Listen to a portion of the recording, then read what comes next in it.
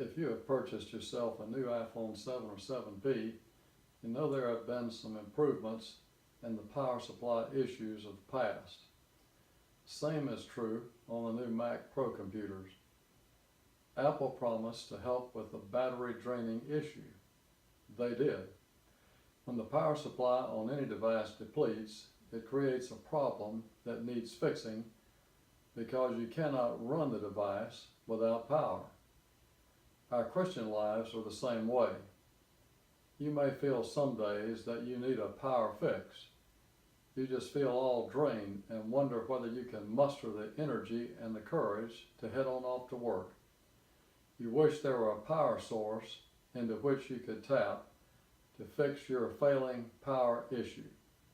Here we will look at God as our source of power for daily living. You need to understand that we have a God of unlimited power. In Psalm 147:5, the psalmist said, "How great he is, his power is absolute, his understanding is unlimited." God created you and everything in your world. He never tires, he never sleeps, he is limitless in power. So when you need him, he is there.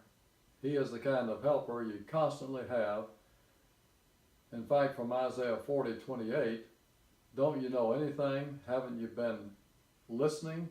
God doesn't come and go. God lasts. He's creator of all you can see or imagine. He doesn't get tired out, doesn't pause to catch his breath, and he knows everything inside and out. So he is always there in you and for you. In fact, in all of these instances, God is there for you. He is there when you're worn, when your power supply runs low. He forever charges you with mighty power. His is better than the Energizer claim. Isaiah 40:29-31, he energizes those who get tired, gives fresh strength to dropouts. For even young people tire and drop out. Young folk in their prime stumble and fall. But those who wait upon God get fresh strength. They spread their wings and soar like eagles. They run and don't get tired. They walk and don't lag behind.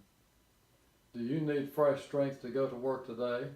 God will fix your power problem. Is your battery drained by life's draining circumstances? He'll give you fresh strength so you will not lag behind. He is also there when you're weak, when you don't feel you have anything left to invest in your career, companionship, parenting relationships. God says in Isaiah 41:10, "Fear not, for I am with you. Do not be dismayed. I am your God. I will strengthen you. I will help you." When you feel you are not capable of handling what is being asked of you, God shows up in power to make the difference. Weakness is not something God is afraid of or doesn't want to see in us. It is what he's looking for as a preface to his power being poured into us. Look at what that means for you today. In 2 Corinthians 12:9-10, Paul said, "And then he told me, my grace is enough. It's all you need. My strength comes into its own in your weakness." Once I heard that, I was glad to let it happen. I quit focusing on the handicap and began appreciating the gift. It was a case of Christ's strength moving in on my weakness. Now I take limitations in stride and with good cheer. These limitations that cut me down to size, abuse, accidents, opposition, bad breaks, I just let Christ take over. And so the weaker I get, the stronger I become. Paul said, "I get weak to get strong." And he is there when you are worried. Did you lay awake last night worrying over some issue of the day? Are you anxious as you're getting ready to go off to work today? Have you experienced indigestion because of worry about an issue in a relationship, in your family, at work, your physical body, friendships? Hear the psalmist's observation in Psalm 127:2. It's useless to rise early and go to bed late and work your worried fingers to the bone. Don't you know He enjoys giving rest to those He loves? God is the great physician, but He also has the hands of a nurse. In Psalm 41:3, whenever we're sick and in bed, God becomes our nurse, nurses us back to health. And then He is there when you are wooed. Does Satan try to draw you away from God? Temptation is everywhere.